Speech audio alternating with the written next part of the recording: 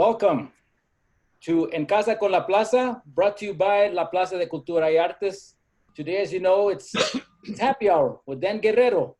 But before we start, we'd like to, of course, talk a little bit about the sad news with Justice Ruth Bader Ginsburg dying at her home in Washington, D.C., 87 years old. The cause of complications was cancer of the pancreas. She was one of the legal architects for women's rights in the 70s. She served 27 years on the nation's highest court. The notorious RBG's death will have profound consequences for the court and the country. We might talk about that. Dan might talk about it. But for now, of course, we have to acknowledge this historic moment in our lives.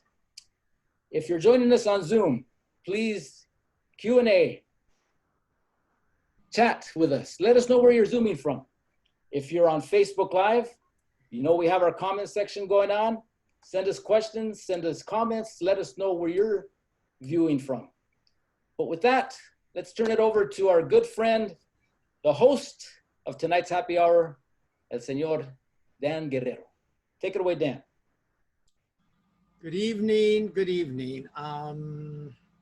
Well, it's not exactly a happy hour tonight. Am I on? Yes, you are. Really? I only see you. And I see you. Anyway, it's not such a happy hour tonight as Abelardo has just mentioned. There really are no words. The loss is beyond measure on so many levels. She was a great lady, a great American. And as difficult as it is, we must press on. We always have to press on, no matter what happens. That's what we do. So I will simply say, Ruth Bader Ginsburg presente, and get on with our program. Okay, we'll see you soon, Dan.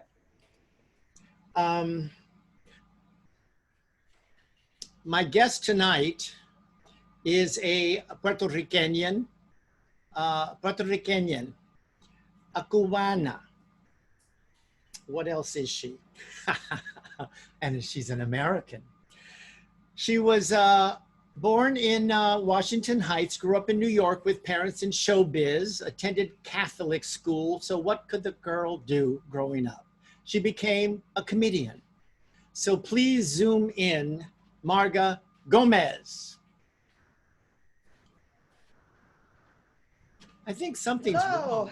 There you go. Oh, hello. Oh, wait a minute. You said you could make a drink fast, and obviously you did not make it that fast. I started putting on makeup. I thought you were going to talk more. I haven't done the garnishes. You look fantastic. I feel terrible. Let me see your drink. Let me see your garni.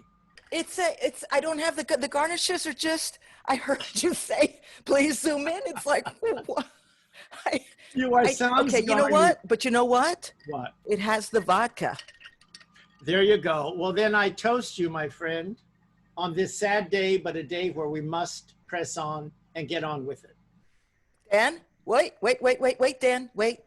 I would like to hold that toast for me, and I'd like to raise the glass for Justice Ruth Bader Ginsburg, RBG.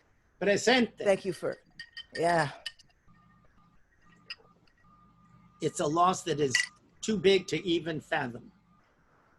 I'm going to need more vodka. I know that. Yeah. It's true.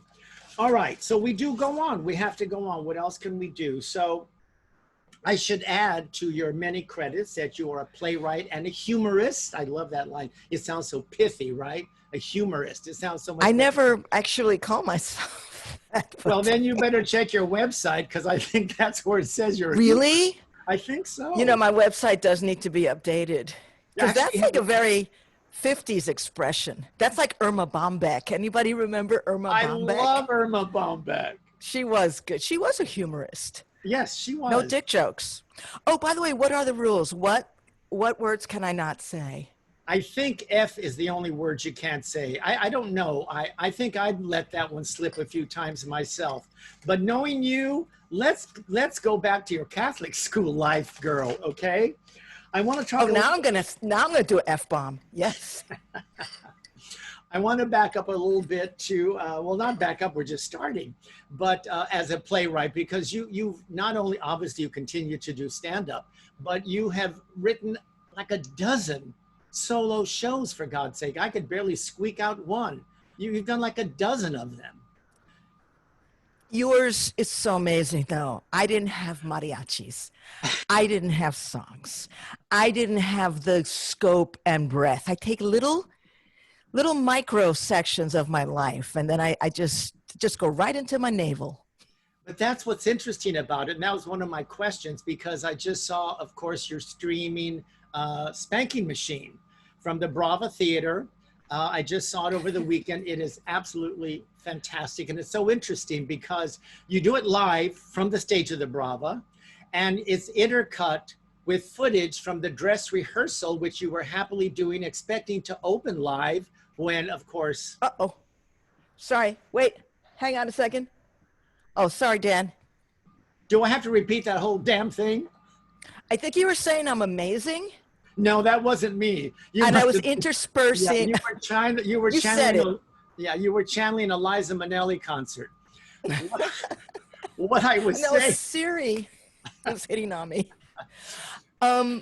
What I was saying, that was one of my questions, because you've written so many, and does one lead to the next? Because I just saw Spanking Machine over the weekend, which you are streaming from the Brava Theater in San Francisco, and it was look at that.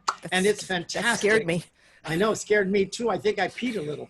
But what's interesting is that you are doing it live, and yet Yes. you intercut it with footage from the dress rehearsal, which you were happily doing, expecting to open live for an audience at the Brava in San Francisco when the pandemic hit and you had to shift gears. Yes. Yes. Well, the presentation that I'm doing now, and by the way, I want to thank my friend from Amigos del Rep, friend of mine. I don't know if you know Herbert. He recommended me. Anyway, it's a friend of mine, and he was working with San Diego Rep, Amigos del Rep, and so the week before you saw it, I did it at San Diego Rep. I streamed it, and it was horrifying, and it worked out good. But there's all this technical stuff we have to learn. Of course, Dan, it's a new world. We're mature people. So I do, what I do is I perform, I'd say about 80% of it from my makeshift theater. I have a green screen, and then I project a stage onto that. Oh. So it looks like I'm in a black box. Yeah. And then I have this program, and then I put in these little clips. And the reason I do it is so that it reminds people, what the communal experience of seeing a show is. But I was relying a little bit too much on the clips, where I'd have some that were 7 minutes long, and then I make a sandwich, and that's not that's not performance. So now it's less. Now it's like 10% clips, and then 90% me. You mentioned you did it at San Diego Rep, I know, but you also did it in New York at Dixie Place. And if I may quote the New York Times, which I always love doing, it reviewed Spanking Machine, and it said, "No Zoom window can contain the outsized personality of Marga Gomez." Now, how much did that cost you? Listen, I'm still not sure if that was an insult or a compliment, because I think they were saying she's extra. But it's like Ethel Merman, too big for the screen, right? Oh yes, I'm the Ethel Merman of Zoom. Interesting about that you brought that up, because I have, I record every performance, and I try to watch all of it. And when I do, I notice how much more I can take down, because when you're playing, in a theater, you know, you play to the balcony, even if you don't have one, the balcony in your head, you know, it's big. I mean, that's the fun of being a stage performer, you know, you're 200%. But when you're performing for Zoom, it is like screen acting and even more intimate. And you have to think, I'm really talking to one person, even if there's 3 people in the household, and it should be that real, that authentic. So so she said that, but you know, since then I've become very nuanced.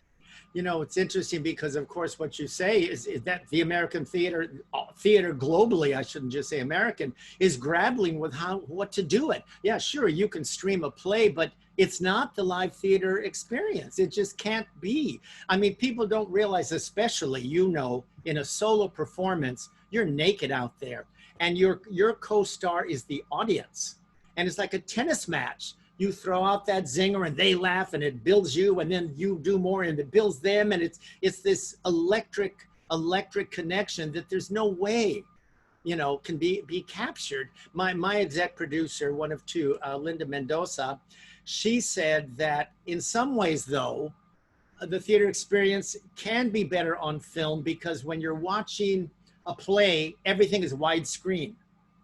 You know, everything is widescreen. Yes.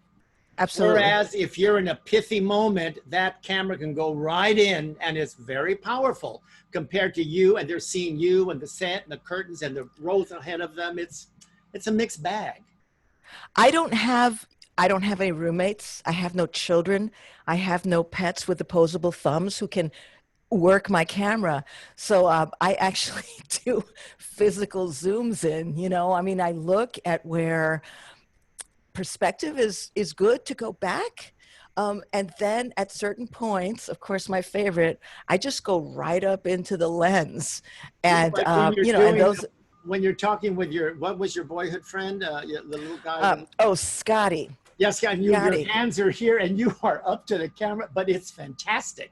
That's props to my former director and friend, Adrian Alia, who just said, do that. And I didn't know what he was talking about. And even to this day, I can't sometimes get the hands aligned. And I usually wind up laughing in the beginning because I see one hand is here, one hand is there. And but you know, there's so many sort of, you know, hacks, MacGyver ways to get yourself, to get your hands in line, or to be in the, you know, I've got tape all over my rug. My living room is like a public access studio. Or a murder scene. Yeah. A murder scene with the tapes. Listen, it is.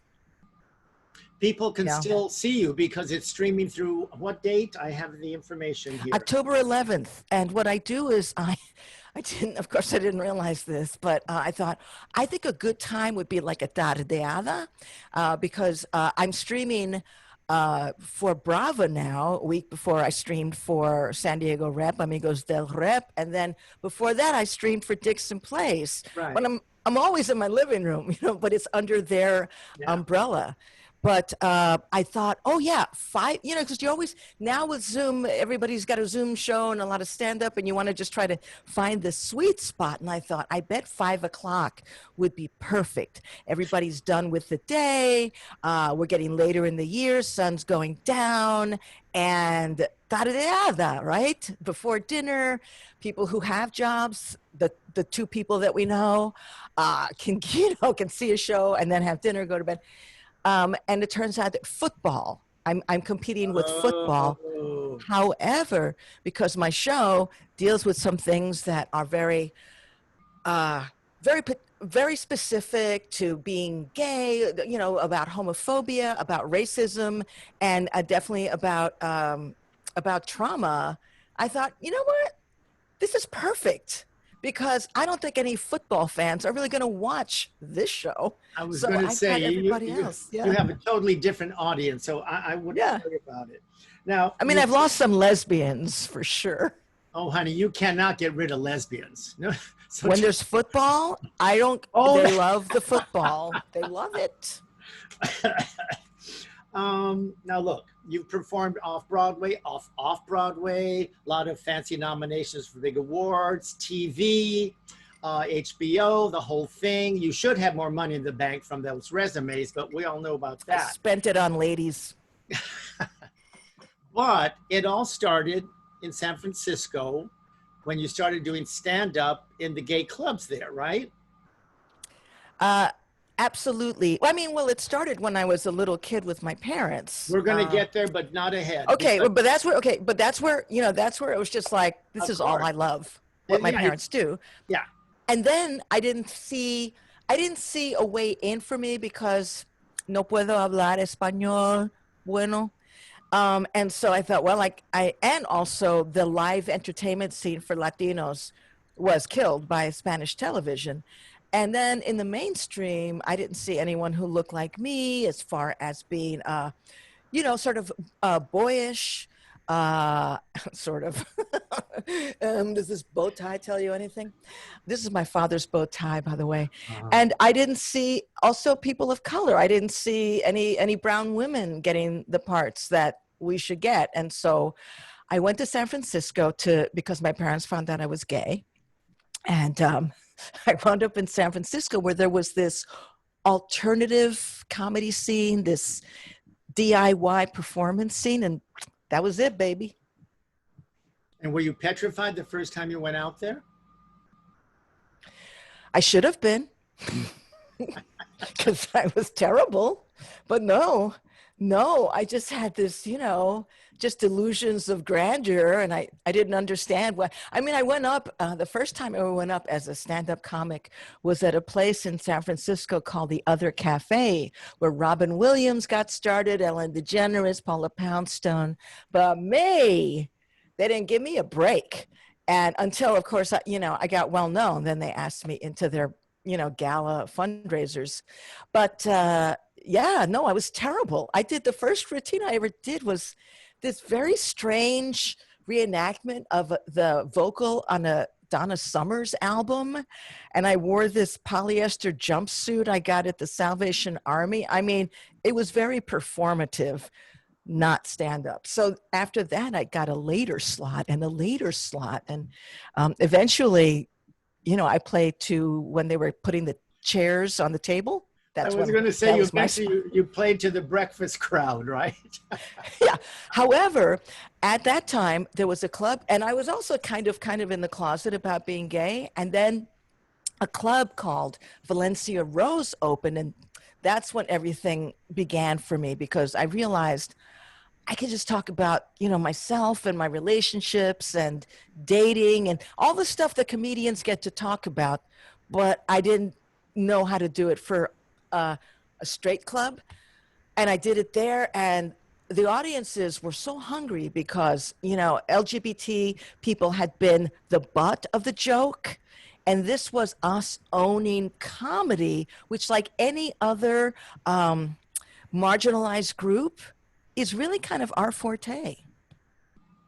It's true. It's true. When you're in a marginalized community, you're hungry for your stories. You just are. The Chicanos, they're desperate for all Latinos to hear our stories, and they're very difficult to get them heard, by the way.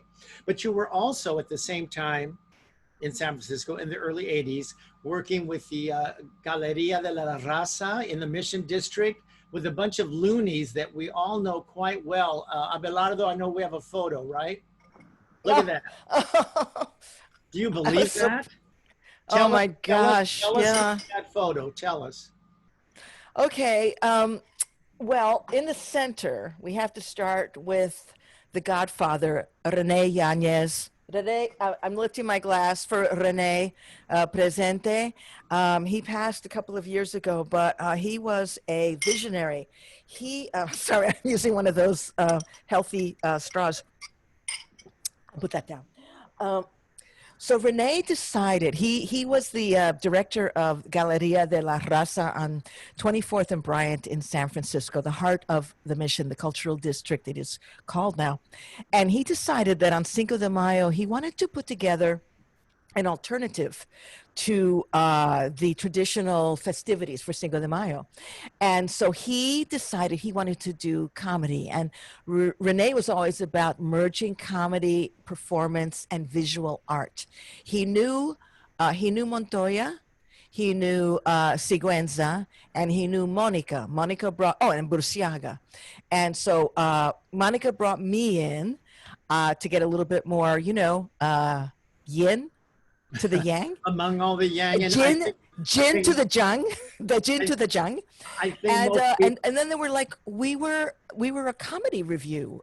Basically, we each had our spots. We had and what happened was, again, the community, the Mission District community, which was a mix of LGBT, it was very intersectional already. I think this was 1984. I could be wrong, Dan, let me know, but I think it was 84. Right. And they were hungry for this mix. Monica and I, both lesbians, we were actually in a relationship at the time. We're still, we're still friends, but we were a comedy duo. And then we joined the fellas, and we put on this show that was supposed to be, I think, 90 minutes, and it turned out to be 2 hours and a half, because we couldn't stop. We couldn't get off the mic. Well, with that group. And since then, we worked together for, the 6 of us worked as a group for, I don't know if it was almost a year or so. And then 3 of us left, and it was Rick Salinas, Richard Montoya, and Herbert Siguenza. And then they became the nucleus. And then what they did was completely different from the variety show we started as. Yeah, and we have a little nice surprise for you, someone who's going to fill in some of the stories there. Marga Gomez, this is a voice from your past. This is a voice from your past. You have 3 seconds to guess who this is. Where's the body with the voice? I have 3 picture, guesses. By the way. Where is he? Oh, is it Picasso? It's Picasso. Pablo Picasso. There we go. Pablo Picasso. Hey, Marga. Oh my God, no, get out. Get out. You're banned. Out. Herbert. Hi, sorry to bother in your crash into your show here, but I cannot compete with this. I just wanted to say all eyes on Herbert. You know that picture is 35 years old now, right? That photograph. Okay, Herbert, you know what? This is not a good opening. But, 35 years old? Yeah, that picture was. You're a counter, aren't you? You're a counter. I think, you called me for the census. He's a counter. And that picture was taken by Lou Demites. Lou Demites is the photographer. Lou, yes, and the filmmaker of The Other Barrio. That's right. And man, we're just little babies up there. You're right next to me. I was doing Prince at the time. I was imitating Prince. Well, Herbert, as far as we know, and he has a beautiful daughter and a beautiful wife and a beautiful home and a beautiful life. And he seems to be heterosexual, but I got to tell you, Dan, I've never seen even a gay man be so into putting on wigs and makeup and tights and heels than Herbert Siguenza. So that's so true. That's why we're a spectrum.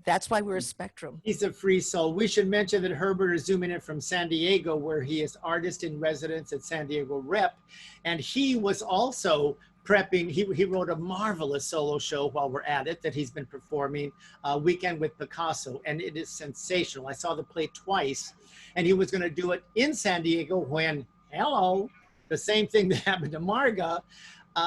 He wasn't able to, but they filmed it. I mean, they actually did a film, and it's streaming. I want to see that. They're streaming. Yes, A Weekend with Pablo Picasso, and it's available through October 14th, right, Herbert? Yes, sdrep.org, and you can get a ticket and watch it 3 or 4 times this month. Yeah, it's amazing. Oh, you mean wait, 1 ticket and you can watch it several times? Is what you saying, can watch it. Right? I think 3 times. Yeah. Oh, really? Okay. Yeah. Let me tell you, there's a lot. But look, he's fantastic in it. But anyway, Herbert, any story? I'd like something. Wait. I have to ask a follow-up question because I also saw it live. You did? Well, once in San Jose. Yeah, you saw it in San Jose. Yeah. Yeah, we got pictures taken and everything. And I brought Monica's niece, and she was so excited to meet you. It was a beautiful performance.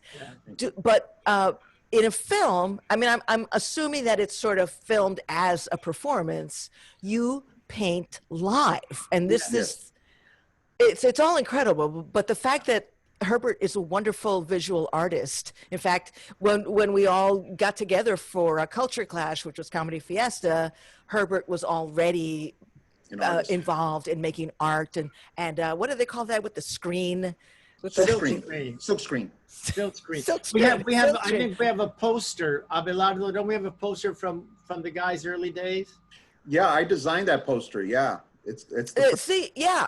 So do you? How do you do that in the film version? Do you still paint live? Yeah, you're right.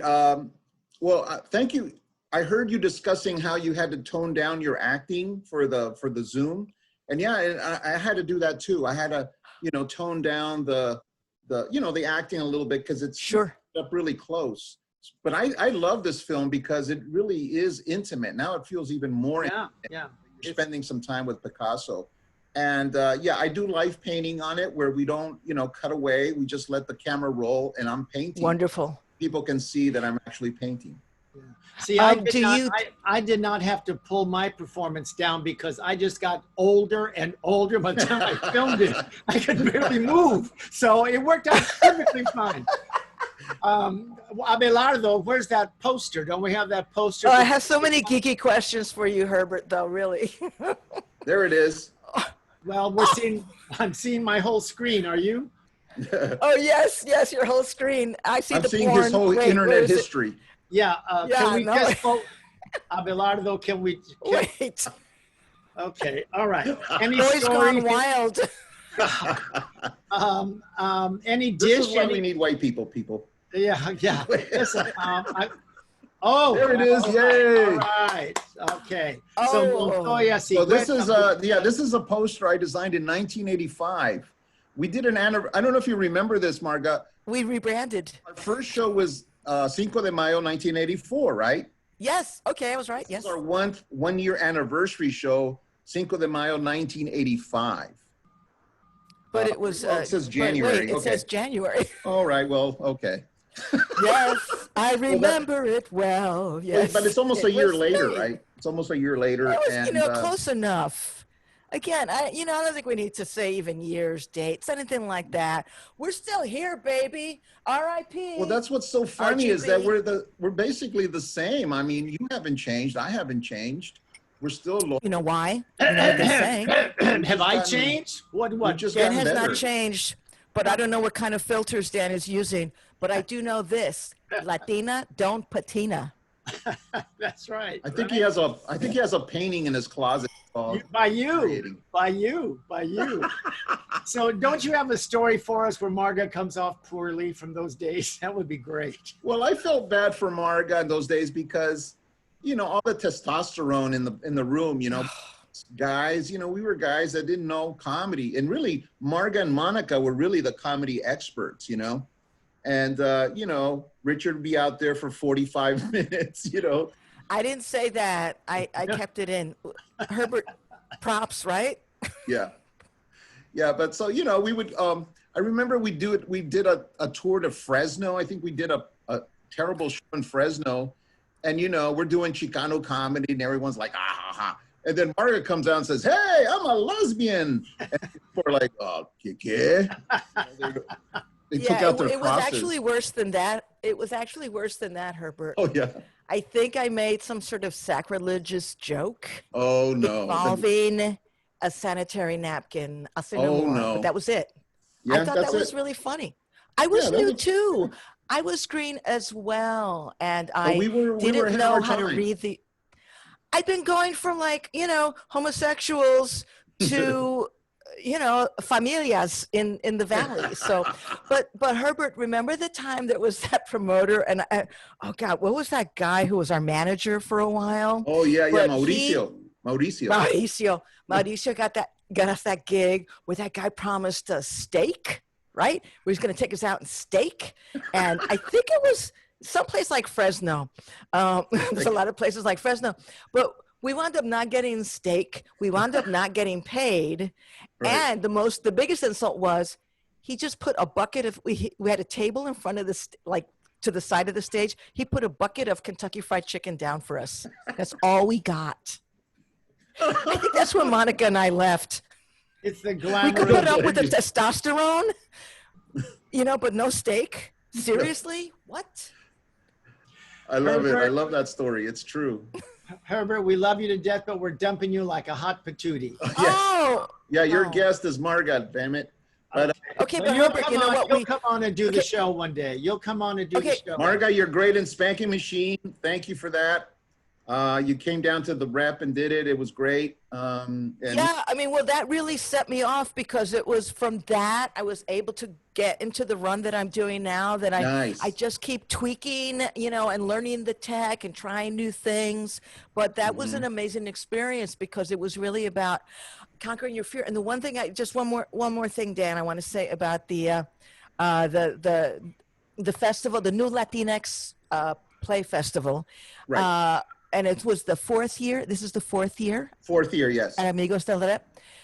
And it was the first virtual year. And for me as a solo performer, I mean, I do think, Herbert, do think we have an advantage to doing solo shows in the Zoom medium, right?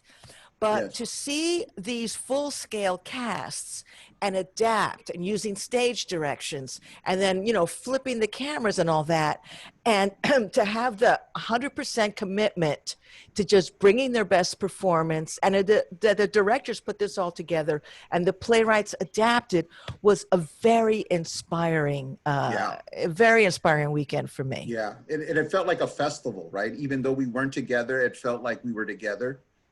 Yeah. We got Tony Plana to act in one of those. Oh. I know. And unfortunately, I didn't great. get a chance to finish watching that one. The one that Herbert did, I'm sorry, Dan, just this one last thing. The one that Herbert was actually acting in, El Cucuy is Going to Get You. Yeah.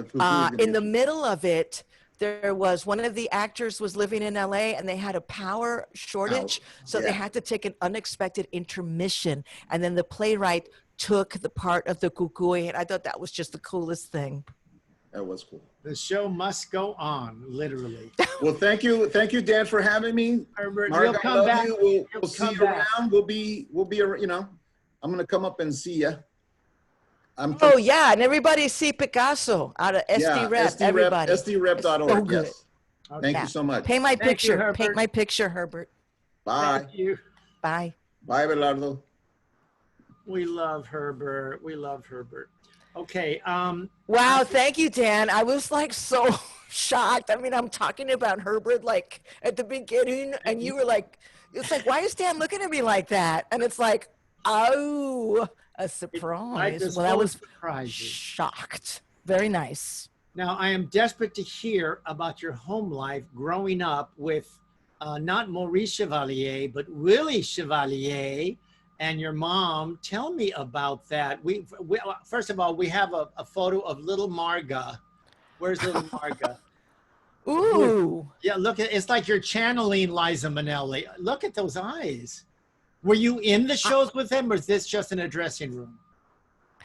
It was my mom's dressing room. So I don't know why she had 8x10s. Like I go through that picture all the time because I don't have many pictures of me as a kid, and not really with my parents, like just of me, but it was my mom's dressing room, and it was at one of these catacomb mazes that they would have in the variety shows.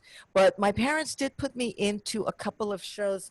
My father met my mother while doing his variety shows. He was an empresario in New York, came from Cuba, had no connections. I mean, he was dumped. He came from Cuba. He was flown by Johnny Walker Company. When they realized he couldn't speak Spanish, they dumped him.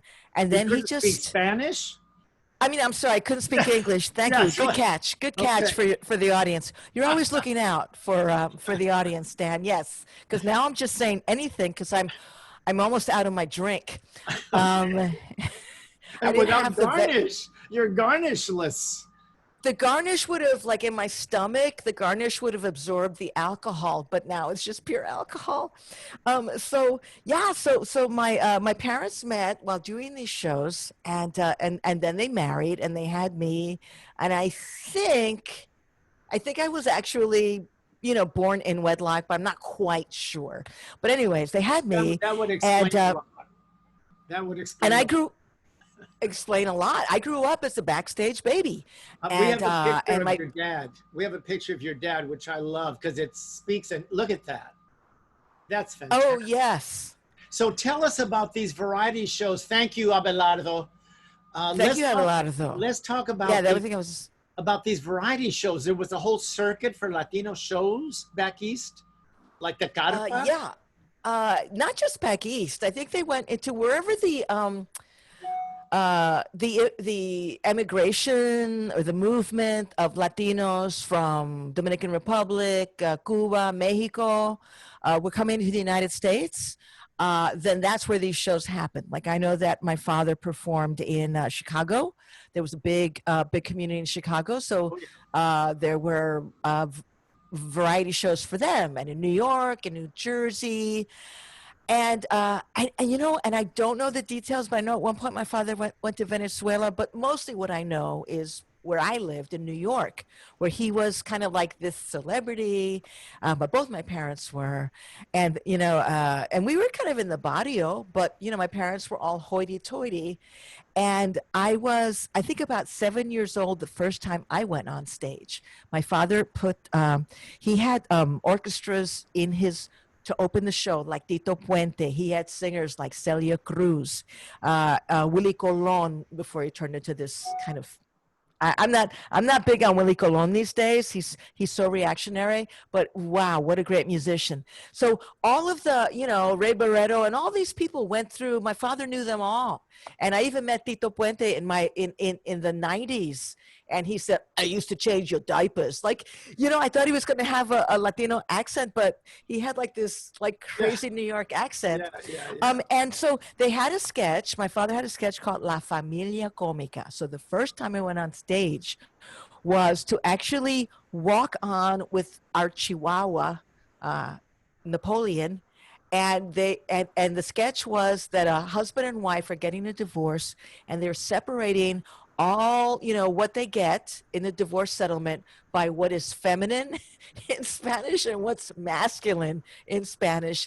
And then they started fighting about el bebe, and then it's like el bebe, and then I walked on with the Chihuahua, and they totally ignored me and started and the laughs. It was very funny to the audience. I mean, at the time, right? And it was a good twist.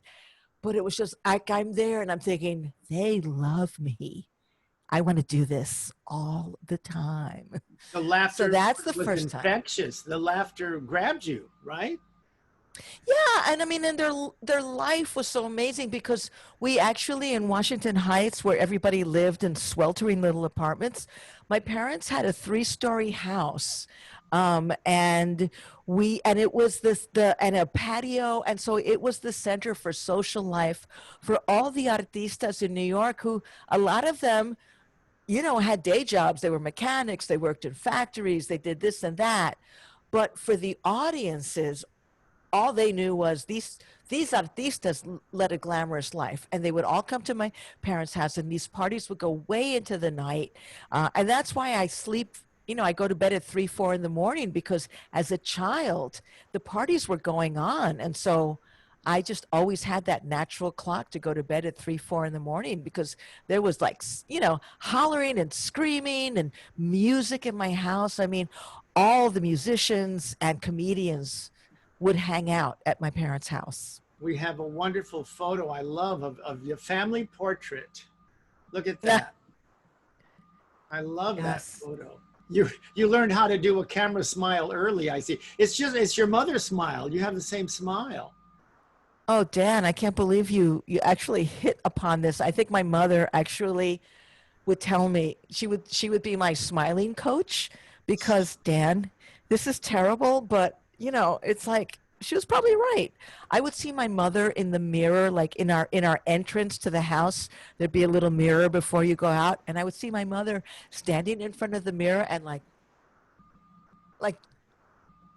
she rehearsed her Sure, smile. sure. And so she coached me like I was in a beauty pageant, how to smile, because that photo that you just shared was in El Diario, Oh, the Spanish language newspaper of record in New York right, right. in the 50s.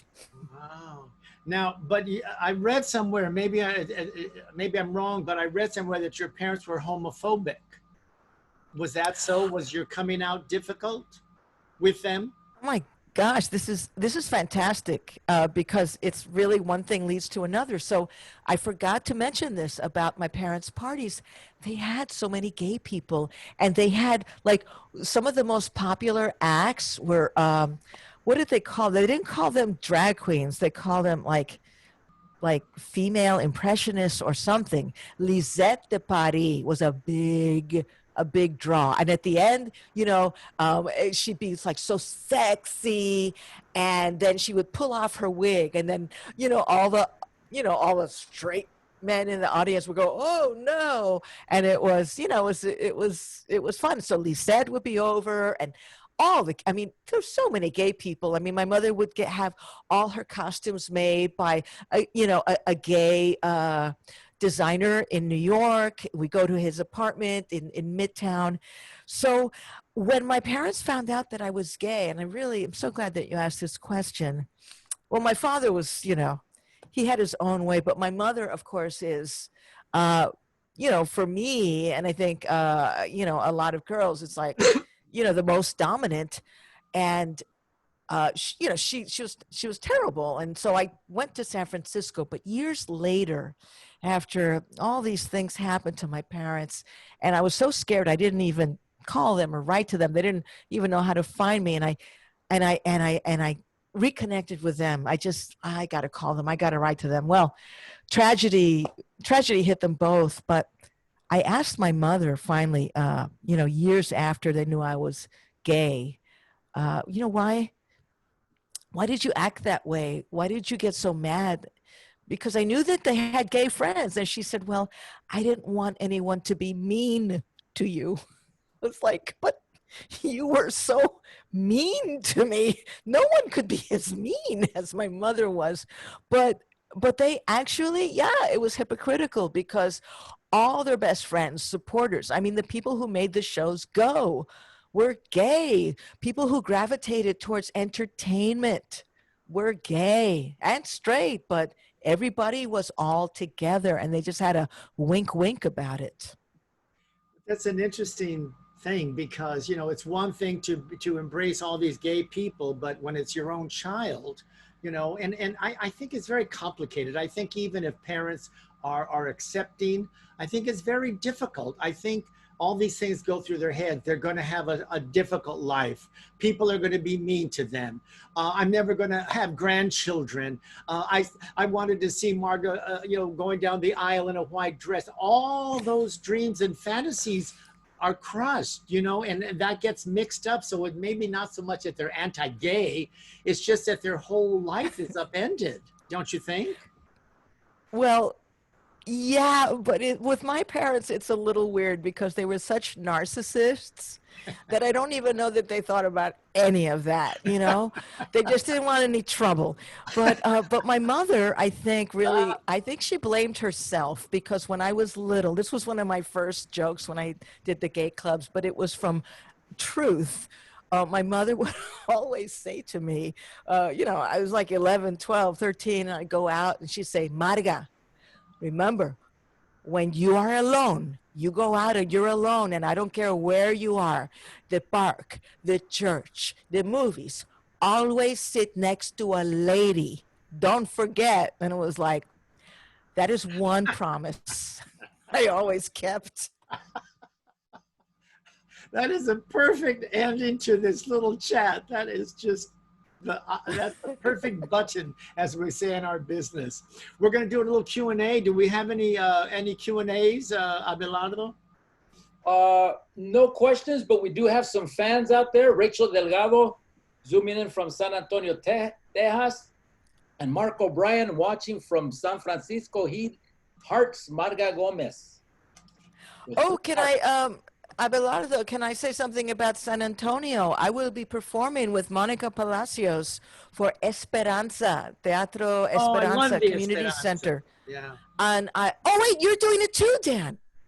You're doing it too. Yes. Yes. Dan and I at Esperanza on October, is it 10th? 11th. Yes, I October wanna 10th. say. The No, 10th? 11th is Sunday. That's Okay. Spanking Machine. That's my closing. October 10th. I think it's Saturday night. The Esperanza Center is a wonderful, wonderful place there in San Antonio. I've done the show there. You've performed there. I love everyone there. So, okay, yeah, we're going to do That's it. going to be fun. We're back together again. Yes. Back together again, like Tracy and Hepburn, like Laurel and Hardy. Okay, I want to thank you so much, and I hope you come back, and I hope we see each other live again sometime soon. And I hope you'll tune in or zoom in on Friday, October 2nd, which is our next happy hour, because our guest will be Gregory Nava, legendary filmmaker. Oh my gosh, I saw one film from Gregory. But what are the Selena, films? Mi Familia, My Family, El Norte, the classic El Norte. Oh, well, I've seen three then. I've seen three. Yeah, no, Gregory Nava is the real deal. He directed Selena. Yes. I love that movie so much. Our next Zoom guest on the 2nd. So, I will definitely tune in. All right. I love you to pieces. Thank you for sharing your stories. I toast you, and we toast Ruth Bader Ginsburg for all that she did and all that she could have still done if that terrible thing hadn't happened to her. Presente. Presente. Well, thank you so much, Marga. Thank you so much, Dan. Also, our audience, if you came in late to this session, you can rewatch it on Facebook, and we'll be posting it on YouTube as well at La Plaza LA, and also on our website, lapca.org. You could catch all our upcoming sessions, schedule them, put them in your calendar by going to our website, lapca.org, and just clicking on the En Casa con La Plaza Zoom sessions. Coming up next Monday, baking demonstration, polvorones tricolor, those little Mexican breads that we love, the little pan dulces. On Tuesday, Mexican-American history makers with Armando Duron. We know Armando, great friend of La Plaza de Cultura y Artes, and an art collector and also a judge. On Wednesday, a walkthrough of an exhibit that we presently have at La Plaza de Cultura y Artes, which unfortunately it's closed, but Elsa Flores Almaraz will give us an intimate walkthrough of our exhibition, Carlos Almaraz, Evolution of Form. So that's on Wednesday. Then finally, on Friday, a week from today, Home and Community Musical Traditions with the Quetzal Family Trio, a musical performance not to be missed. That's on Friday, September 25th. Again, thank you to all who zoomed in, who caught us on Facebook. Please, tomorrow we started, well, actually a couple of weeks ago, we started a new virtual series for familias. It's called En Familia con La Plaza. And that comes on YouTube at our YouTube channel at La Plaza LA at 10:30 tomorrow. And it'll be a culinary arts workshop on Pico de Gallo. We're celebrating Fiestas Patrias with us by creating a tricolor Pico de Gallo to represent the colores of the Mexican flag. So with that, buenas noches, Dan. Buenas noches. We'll see you all. Buenas noches. Okay, bye-bye. She's busy getting Garni for her drink. I'll do it one day. Well, I'm off the clock now, so now it's time for this guy. All right. Yes. Bye-bye. Gracias. Okay.